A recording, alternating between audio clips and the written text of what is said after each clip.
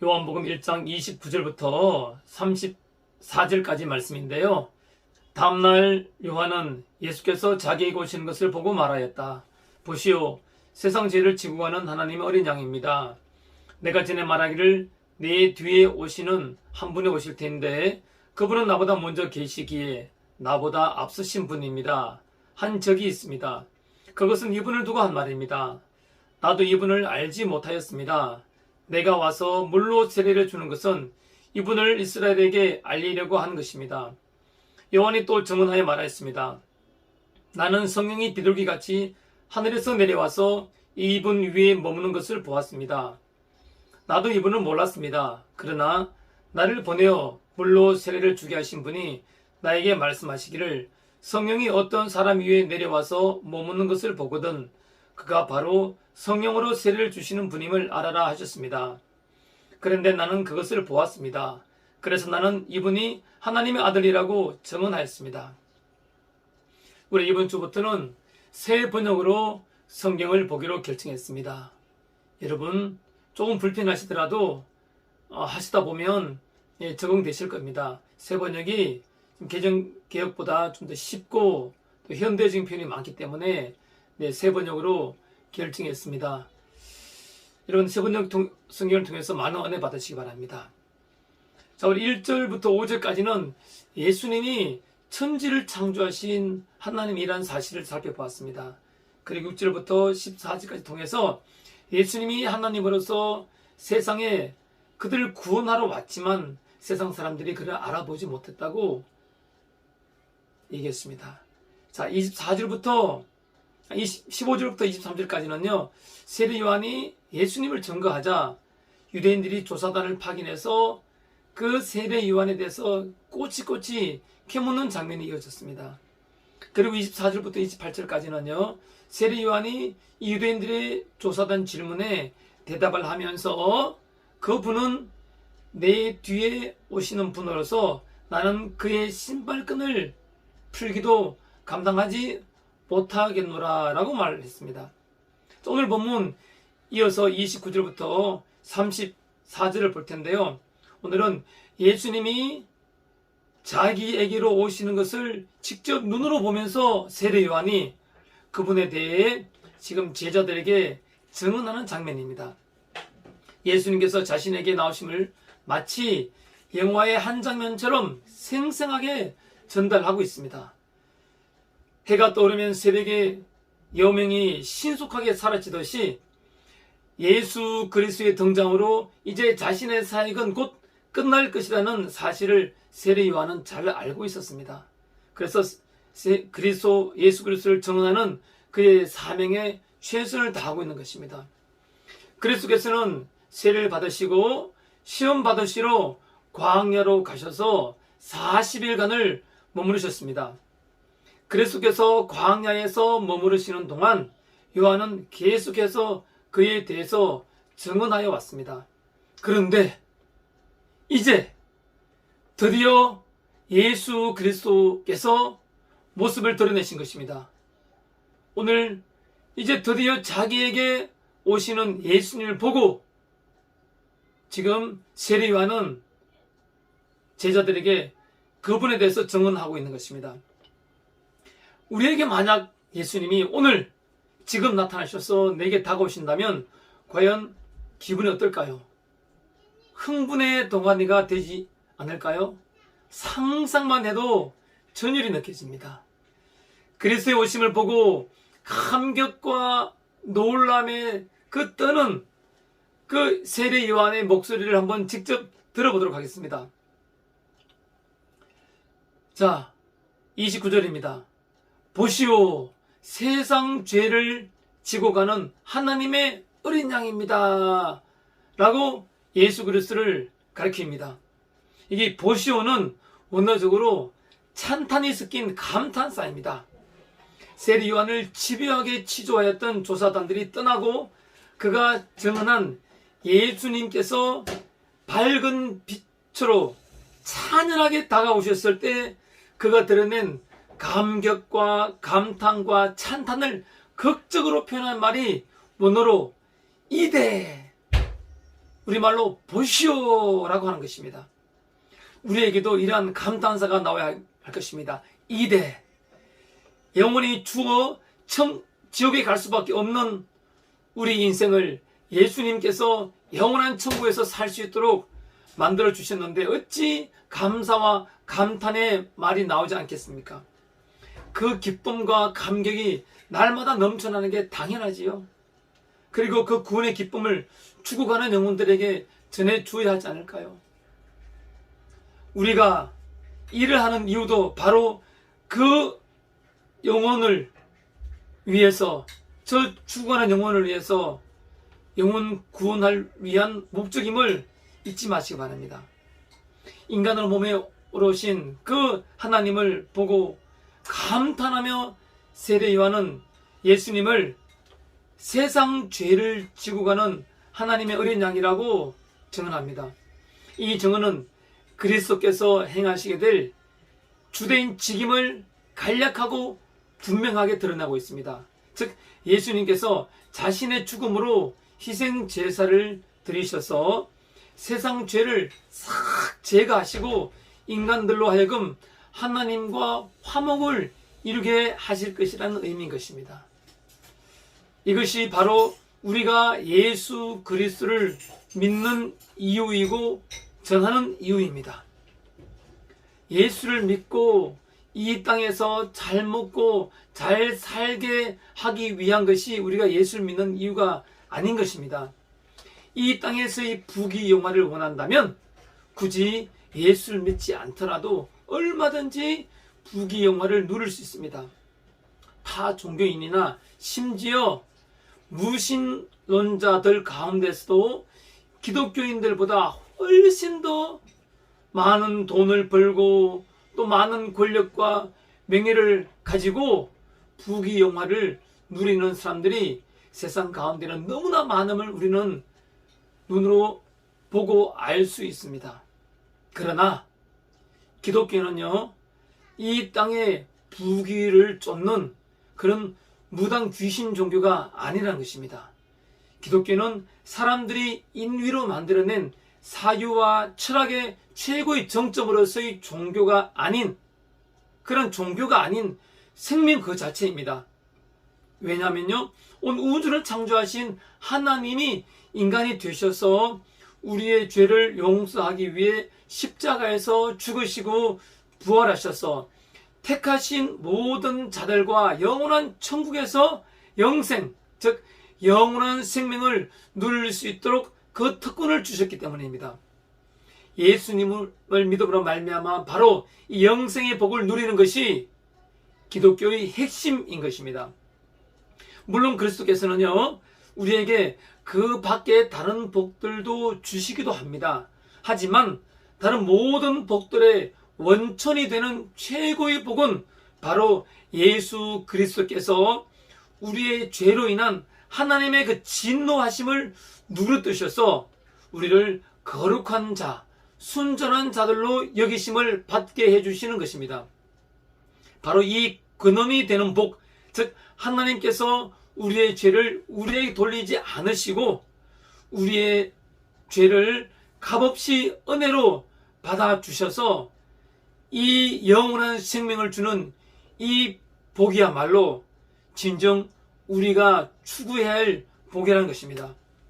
따라서 신앙생활의 핵심은 예수 그리스도를 이용하여서 이 땅에서 잘 먹고 잘 살려는 것이 아니라 바로 예수 그리스도를 믿음으로 말미암아 인간의 근원적인 죄, 그리고 내 자신의 지은 그 모든 죄에 대해서 용서함 이 받고 하나님 나를 누리면서 사는 것, 그것이야말로 진정한 복이라는 것입니다.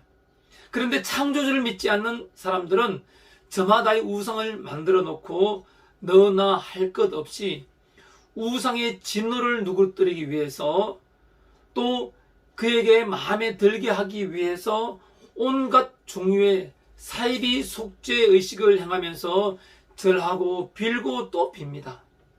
그러나 세례 요한은 우리를 다시 그 한 분 오직 예수 그리스도께로 인도하면서 오직 예수 그리스도만이 우리의 죄를 제거해 주실 수 있기 때문에 우리가 예수 그리스도의 은혜를 의지함이 없이 다른 방법으로 하나님께 구원받는 길은 없다는 것을 우리에게 알려주는 것입니다. 세례 요한은 그리스도께로 피하는 것 외에 죄인들의 피난처가 될 수 있는 다른 길을 남겨두지 않습니다. 이런 식으로 세례 요한은 대속, 속죄, 구속 등과 관련하여서 사람들이 고안해낸 온갖 의식들을 뒤집어 엎습니다. 왜냐하면 그런 것들은 다름 아닌 마귀의 교묘한 술책에 의해서 만들어진 불경스러운 것들에 지나지 않기 때문입니다. 따라서 세례 요한은 우리를 그리스도께로 인도하기 위해서 예수 그리스도를 증언할 때 그리스도로 말미암아 우리의 모든 죄가 값없이 용서함을 받게 되리라는 그 사실로부터 지금 시작하는 것입니다. 그래서 그는 보시오라고 감탄사를 표현하면서 예수님을 가리켜 세상 죄를 지고 가신다고 증언하는 것입니다. 그래서 세상 죄가 무엇일까요? 세상 죄란 우리 모든 인류의 죄를 지칭합니다. 거기에는 우리 각자의 죄도 다 포함되어 있습니다. 온 인류의 죄가 얼마나 많을까요? 또한 저와 여러분의 각자의 죄도 얼마나 많을까요? 제 삶을 돌아보면 온갖 죄투성이입니다. 생각과 말과 행동으로 지은 그 모든 죄를 CCTV로 다 찍어 두었다면 저는 부끄러워서 단 1초도 살지 못할 것입니다. 그런데 예수님께서 그 모든 죄를 다 지고 가신다고 합니다. 그래서 지고 가신다는 뜻은요, 예수 그리스도께서 우리의 죄를 짊어지심으로 말미암아 그 죄를 다 제거한다는 뜻입니다. 그러므로 죄가 우리 안에 지속적으로 거하고 있다고 할지라도 하나님의 판단에 있어서는 그 죄는 아무것도 아닌 것입니다. 왜냐하면요, 그 죄는 그리스도의 은혜로 말미암아 무효화된 까닭에 우리에게 돌려지지 않게 되는 것이기 때문입니다. 그리스도로 말미암은 속죄는요, 단 한 번에 이루어지는 것이지만 그 효력은 지속적으로 늘 생생하게 존재하는 것입니다. 세례 요한은 그리스도께서 죄를 지고 가신다는 그 사실만을 우리에게 또한 가르치는 것이 아니라 그 방법 또한 가르쳐 주십니다. 그 방법이란 도대체 무엇일까요? 바로 하나님의 어린 양이 되는 것입니다. 그것은 예수 그리스도께서 자신의 죽으심을 통해서 하나님 아버지와 우리가 화목을 이루게 하신다는 그런 의미인 것입니다. 유대는요, 옛날부터 어린 양이 속죄 제물로 사용되었습니다. 죄 많은 인간이 그 죄의 사하심을 받기 위해서는요, 어린 양의 희생 제물이 필요하였던 것입니다. 그러면 모세 때부터 처음에는 성막에서, 다음에는 예루살렘 성전에서 매일 아침과 저녁에 어린 양을 제물로 온 이스라엘 백성이 죄 사함을 받기 위해서 하나님께 제사를 드렸습니다. 안식일을 당하면 그 수를 배로 늘려서 아침과 저녁에 2마리씩 어린 양을 희생 제물로 드렸던 것입니다. 모든 이스라엘 백성의 죄를 대속하기 위하여 어린 양으로 번제를 삼아 제사를 드렸던 것입니다. 또 이스라엘 사람들은 절기 가운데서도 제일 큰 명절, 곧 그들이 애굽에서 해방을 받은 유월절을 지킬 때는 반드시 유월절 양을 잡아서 이날을 기념하였습니다. 그 이유는요, 이스라엘 백성이 애굽의 종된 삶에서 탈출하여 떠나려던 그 전날 밤, 그 밤에 온 이스라엘 땅에 맏아들과 온 애굽 땅이죠. 온 애굽 땅에 그 맏아들과 처음 난 짐승들이 죽는 큰 재앙이 있었습니다. 하지만 어린 양을 잡아서 문설주에 그 피를 바른 이스라엘 사람들의 가정만은 그 재앙이 넘어갔습니다. 넘어갔다고 해서 그 절기를 넘을류 담월을 써서 유월절이라고 합니다. 다시 말하면 이날 저녁 이스라엘 백성은 어린 양의 피로 말미암아 하나님의 심판을 실행하는 천사의 죽음의 칼날로부터 구원을 받았다는 것입니다. 또한 성경에 의하면 우리 주님은 유월절 양을 바로 잡는 그 시간에 십자가 위에서 보혈을 흘리시고 죽으셨습니다. 세례 요한이 예수님을 어린 양이라고 부른 그 말의 배경에는 이와 같이 깊은 뜻이 내포되어 있습니다.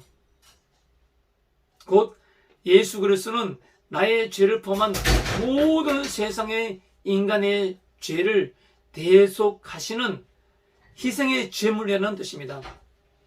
그래서 여기에 특별히 하나님의 어린 양이라고 하였습니다. 그 뜻은 하나님께서 준비하신 어린 양이라는 뜻입니다. 일찍이 아브라함이 이삭을 번제로 드리라고 하는 하나님의 명령을 받고 이삭과 같이 모리아산을 올라갑니다. 그때 이삭은 번제를 나무를 지고 올라가고 아브라함은 불과 칼을 가지고 같이 올라갑니다. 올라가다가 아무것도 모르는 이삭이 갑자기 아버지께 묻습니다. 아버지, 제사에 쓸 나무와 불은 있는데 제사에 쓸 어린 양은 어디에 있습니까? 그때 여러분이 만약에 그런 질문을 받았으면 뭐라고 대답하겠습니까? 아브라함도 굉장히 당황하였을 것입니다. 그러나 믿는 믿음 가운데 아브라함이 이런 말을 대답했습니다. 아들아, 그 어린 양에 대해서는 하나님께서 미리 준비하시리라. 여기에서 여호와 이레라는 말이 나왔습니다. 하나님께서 준비하시리라. 사실 산 위에 이삭을 대신하여서 한 숫 양을 하나님께서 준비해 두셨습니다. 이와 비슷하게 하나님께서 세상 모든 인간을 위하여 한 어린 양을 준비하셨습니다. 하나님이 세상을 이처럼 사랑하사 독생자를 주셨으니 하는 말씀의 깊은 뜻대로 하나님께서 한 어린 양을 준비하셨습니다. 그래서 오늘 세례 요한은 보시오, 세상 죄를 지고 가는 하나님의 어린 양입니다 라고 증언하는 것입니다. 세례 요한의 증언을 계속 들어보겠습니다. 30절입니다. 내가 전에 말하기를 내 뒤에 한 분이 오실 터인데 그분은 나보다 먼저 계시기에 나보다 앞서신 분입니다 한 적이 있습니다. 그것은 이 분을 두고 한 말입니다. 세례 요한은 자기에게로 오시는 예수님을 보면서 증언하고 있습니다. 이 분이 바로 내가 지금까지 말해왔던 그분입니다 라고 증언하고 있습니다. 자기가 전에 자기보다 앞선 분이 계시다고 말하였는데 그리스도가 바로 그분이다 라고 선언함으로써 이 짤막한 말로 모든 것을 포괄합니다. 이 말을 통해서 세례 요한은 자기는 단지 그리스도를 위하여 보내심을 받은 전령에 지나지 않는다는 것을 보여줌과 동시에 그리스도께서 메시아라는 사실을 다시 한 번 더 분명히 합니다. 우리도 그러한 전령이 되어야 되겠습니다. 그리스도께서 화려한 모습으로 위풍당당한 모습으로 등장하지는 않으셨지만 요한은 조금도 부끄러워하거나 개의치 않았습니다. 이분이 바로 내가 말해왔던 그분, 곧 나보다 먼저 계시고 앞선 분입니다. 이렇듯 요한이 예수님을 확실하게 보여주지 않았다면 목수의 아들로 이렇게 초라한 모습을 지닌 사람이 지금까지 요한이 그렇게도 위대한 사람이라고 말해왔던 그 사람이라고는 믿기 어려웠을 것입니다. 요한도 사실 이분에 대해서 처음에는 알지 못했다고 실토합니다. 31절입니다. 나도 이분을 알지 못하였습니다. 내가 와서 물로 세례를 주는 것은 이분을 이스라엘에게 알리려고 하는 것입니다. 사실 세례 요한과 예수님은 친족 관계였습니다. 따라서 세례 요한이 예수님을 모를 리가 없을 것입니다. 그런데 왜 세례 요한은 이분을 알지 못하였다고 말했을까요? 이것은 세례 요한도 일반 백성이나 무지한 종교 지도자들처럼 자신도 과거에는 예수님이 하나님의 아들이시요 그리고 그리스도이라는 사실을 깨닫지 못했다는 얘기입니다. 저도 처음부터 예수님을 알지는 못했습니다. 고등학교 때 친구 따라 몇 번 교회를 다니긴 했지만 예수님을 알지 못했습니다. 청년 때 또한 열심히 다니기도 했지만 그때 역시 예수님을 알지 못했습니다. 그러다가 32세 32살에 학원 원장님으로부터 전도를 받고 예수님을 만날 수 있었습니다. 그 이후 신앙생활을 계속하면서 예수님을 더 깊이 알게 되었고 산전수전 희노애락을 다 겪으면서 진정한 예수님을 만날 수 있었습니다. 만약 오늘 이 세리완처럼 학원장님이 저에게 예수님을 전해주지 않았다면 저는 예수님을 어쩌면 만나지도 못했을 수도 있습니다. 그래서 우리도 이 아름다운 소식을 전해주어야 합니다. 우리 주변에는 겉으로는 웃고 있지만 속으로는 피눈물 흘리고 골병 들어있는 분들이 너무나 많습니다. 그래서 우리는 공부도 잘해야 되고 생업도 잘 영위해야 되고 사업도 잘해야 합니다. 전도하여서 영혼을 구원해야 하기 때문입니다. 세리요한도 처음에는 예수님을 제대로 몰랐지만 예수님 하나님께서 눈을 띄워주셔서 알게 되자 자신의 사명을 발견합니다. 세리요한은 내가 와서 물로 세례를 주는 것은 이분을 이스라엘에게 알리려고 하는 것입니다 라고 자신의 사명을 구명합니다. 이것은 그가 그리스도를 이스라엘에게 나타내기 위해서 자신의 세례를 베푸는 직분으로 부르심을 받고 세우심을 입었다는 것입니다. 세례 요한에게서 내가 와서 물로 세례를 준다고 말하고 있지만 이어지는 33절에서는 나를 보내어 물로 세례를 주게 하신 분이 나에게 말씀하시기를 하면서 자신을 보내신 분이 세례를 주라고 하신 사실을 분명하게 밝히고 있습니다. 이처럼 오직 하나님의 부르심이 있을 때만 교회의 사역자는 합법성을 갖추게 됩니다. 아무리 학식이나 언변이 뛰어나더라도 부르심도 없이 스스로 뛰어들어 일을 하는 자들은 그 어떤 권위나 권세도 주장할 자격이 없는데 그 이유는 그런 자들은 그 권위나 권세의 근원이 되시는 하나님으로부터 온 것이 아니기 때문입니다. 세례요한이 백성들에게 합법적으로 세례를 베풀기 위해서는 하나님의 보내심을 받은 것이 필수적이었던 것입니다. 요한복음 1장 12절부터 13절에 의하면 우리 역시 하나님으로부터 보낸 자들입니다. 세 번역을 읽어보겠습니다. 그를 맞아들인 사람들 곧 그 이름을 믿는 사람들에게는 하나님의 자녀가 되는 특권을 주셨다. 이들은 혈통에서나 육정에서나 사람의 뜻으로 나지 아니하고 하나님에게서 났다 라고 하고 있습니다.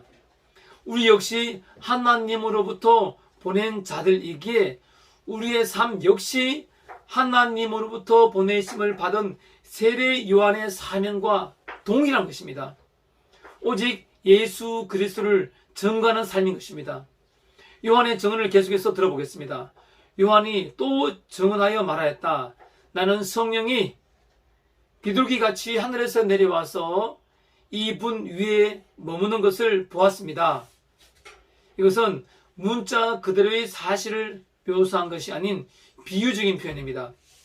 비둘기는 성령의 임재를 나타내는 확실하고 틀림없는 표징이었기 때문에 비유법적으로 성령이라 불렀습니다.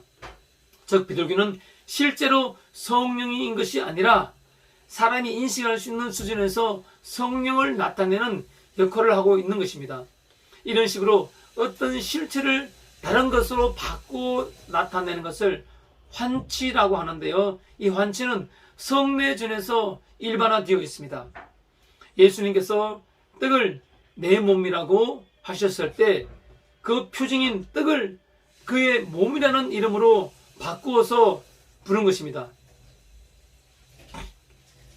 이때 그 표징인 떡은 예수님 몸이라는 실제에 대한 참되고 유효한 담보가 되어서 우리는 표징이 나타내고 있는 실제 그 자체가 그 표징을 통해서 우리에게 주어진다는 것을 확신하게 되는 것입니다. 따라서 우리가 성찬식 할 때 떡을 먹는 것은 예수님의 실체를 먹는다는 의미로 통하는 것입니다.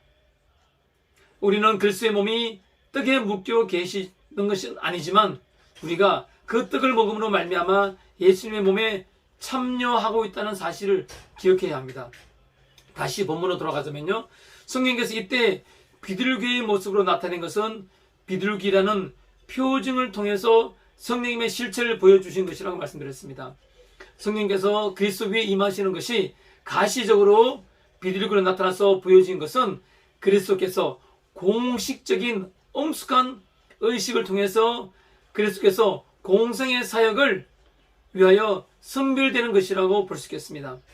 왜냐하면 그리스도께서는 이때까지는 본격적으로 나타나실 때가 되지 않아서 30년 동안 마치 한 사람의 개인의 모습을 가지고 나타내셨고, 이제는 때가 되어서 세상과 자신을 나타내고자 하셨을 때 친히 세례를 받는 그러한 공적인 것으로 시작하셨기 때문입니다. 그러므로 이때 예수 그리스도께서는 단지 자신을 위해서가 아니라 백성을 위해서 성령을 받으셨습니다. 성령께서 사람들의 눈으로 볼 수 있는 모습으로 나타나셔서 그리스도의 위에 임하신 이유는 바로 그리스도께서 자신의 충만하심으로 자신의 모든 백성에게 차고 넘치게 부어주기 위해서 그러셨던 것입니다. 성령으로 세례를 베푼다는 것은 그리스도께서는 세례에 그 효력을 부여하셔서 세례가 헛되거나 무익화가 되지 않도록 하시는데, 이것을 자신의 성령의 능력을 통해서 이루어준다는 말씀입니다. 우리가 예수님을 믿어 거듭나게 된 것은 성령 세례를 받았음을 의미하는 것입니다. 성령 세례를 받지 않고는 결코 예수님을 믿을 수가 없습니다. 따라서 우리는 이미 성령 세례를 받은 것입니다. 하지만 아직도 예수님을 인격적으로 만나지 못했다면 성령 세례를 받게 해달라고 간절히 기도해야 할 것입니다. 세례 요한은 또 한 번 자신도 이전에는 예수님을 제대로 몰랐다고 합니다.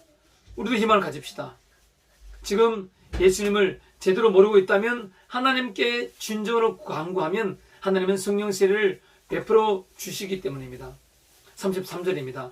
나도 이분은 몰랐습니다. 그러나 나를 보내어 물로 세례를 주게 하신 분이 나에게 말씀하시기를 성령이 어떤 사람이 내려와서 머무는 것을 보거든 그가 바로 성령으로 세례를 주시는 분임을 알아라 라고 하셨습니다. 먼저 우리가 주목해야 할 것은 여기에 언급된 안다는 말은 개인적인 오랜 친분을 통해서 알고 있다는 것을 가리킵니다.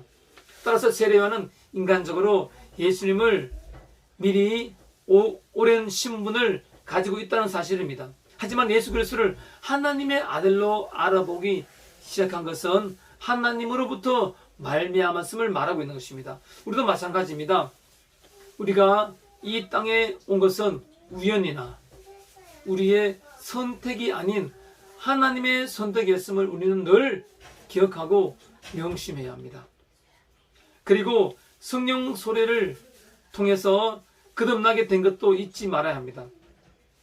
성령 세례는 성도가 성령 안에서 그리스도와 함께 죽고 새 생명으로 함께 거듭나는 것을 말합니다. 바로 중생의 경험인 것이죠.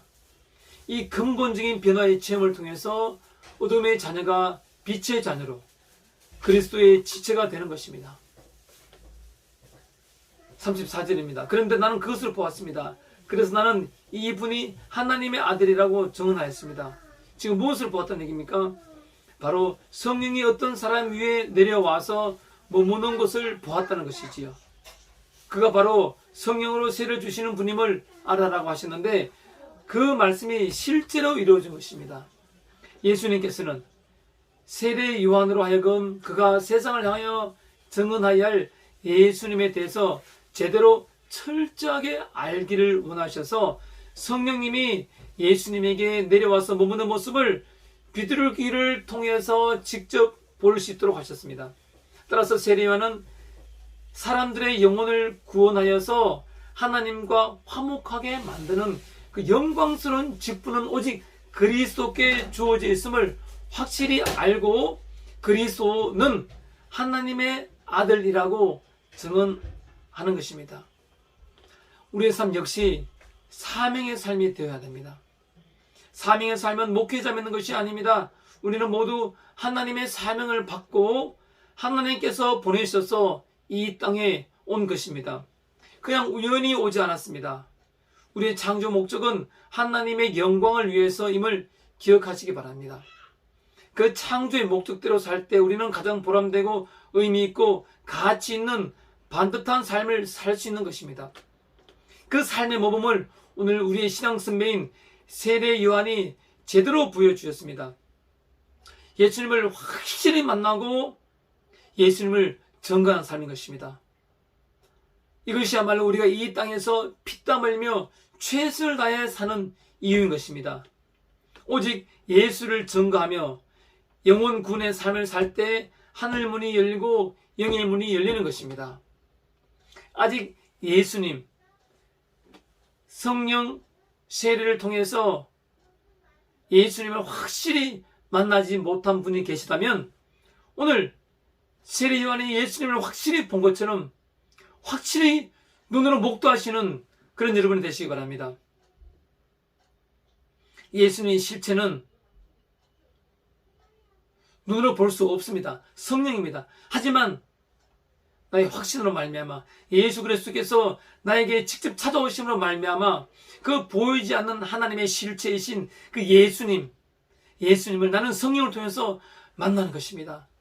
성령을 통해서 예수님을 확실히 만나야지만 우리가 신앙생활도 기쁘게 하실 뿐만 아니라 우리의 모든 삶 자체가 신앙과 동떨어진 삶이 아니기에 나의 모든 삶 자체가 기쁨으로 충만한 삶을 살 수 있는 것입니다.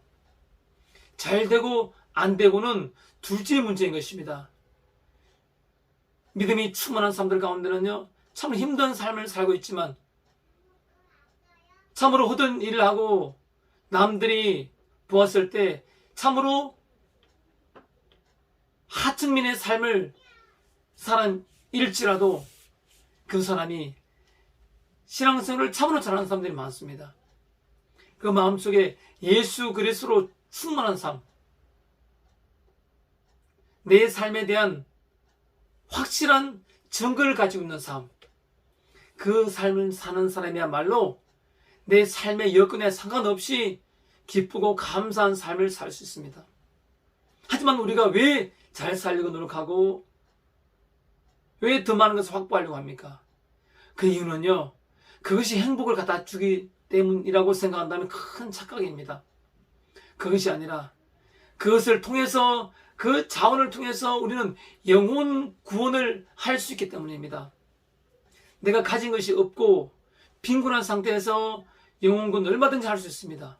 하지만 더 많고 더 풍족하다면 영혼 구원을 위한 삶에 더 열심히 할 수 있지 않겠습니까? 영혼 구원과 내 삶이 사실 동떨어진 게 아닙니다. 내 삶에 최선을 다하면서 그 삶의 목적을 영혼 구원으로 초점 맞출 때 내 삶의 주변의 모든 사람들이 나의 영향을 받을 수 있는 것입니다. 저와 여러분, 오늘 삶을 살 때 우리가 참으로 사명감을 가지십시다. 그 사명감은 내 노력으로 되는 것이 아닙니다. 주님께서 나를 찾아와 주셔야지만 가능하고, 성령님께서 나를 찾아오셔서 나를 거듭나게 해 주시고 내가 주영생을 받을 때만 그것이 가능한 삶입니다. 그래서 우리는 기도하고 또 기도합니다. 예수님, 나를 찾아와 주십시오. 성령님, 나에게 성령세를 부어 주십시오. 만약에 여러분 중에 아직도 성령세를 받지 못한 분이 계시다면 열심히 기도하십시오. 열심히 성경 읽고 열심히 기도하십시오. 그 열심은 간절함, 간구로 되어야 됩니다. 간절하게 기도하십시오. 그러시다면 하나님께서, 우리가 선택된 사람이라면 하나님께서 반드시 성령 세례를 부어주십니다. 거듭나게 해주십니다. 이 땅의 삶을 참으로 찬란하고 빛된 삶, 위대한 삶을 살 수 있도록 하나님께서 그 발걸음을 인도해 주십니다. 오늘 여러분, 오늘 우리도 함께 그 걸음을 당당히 걸어갑시다. 세례 요한의 걸음을 우리도 같이 걸어갑시다. 예수 그리스도를 쫓아갑시다. 오직 예수님 한 분만으로 만족하고 예수 그리스도를 증거할 수 있는 그런 영혼 군의 삶을 사시는 저와 여러분 되시길 간절히 소망합니다.